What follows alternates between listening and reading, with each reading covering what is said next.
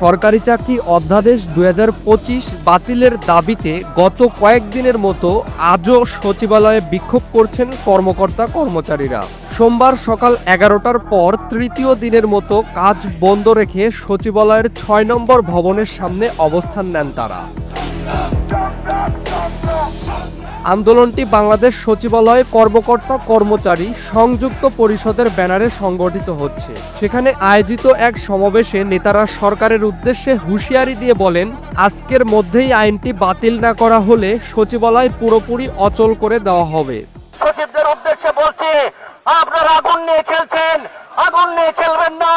এই আগুনে আপনাদের হাত ধরে পুরো সরকার হয়ে যাবে। আমরা দ্বন্দ্ব না, আমরা জেলে যেতে রাজি। ওয়ালটন আবারও মিলিয়নিয়ার অফারে ওয়ালটন ফ্রিজ কিনে আপনিও হয়ে যেতে পারেন মিলিয়নিয়ার। সমাবেশ শেষে বিক্ষোভকারীরা মিছিল নিয়ে সচিবালয়ের ১ নম্বর প্রধান ফটকের সামনে গিয়ে অবস্থান নেন। এর ফলে ওই পথে যান চলাচল বন্ধ হয়ে পড়ে। সরকারি চাকরি অধ্যাদেশ ২০২৫ অনুযায়ী ৪টি কর্মকাণ্ডকে অপরাধ হিসাবে চিহ্নিত করা হয়েছে।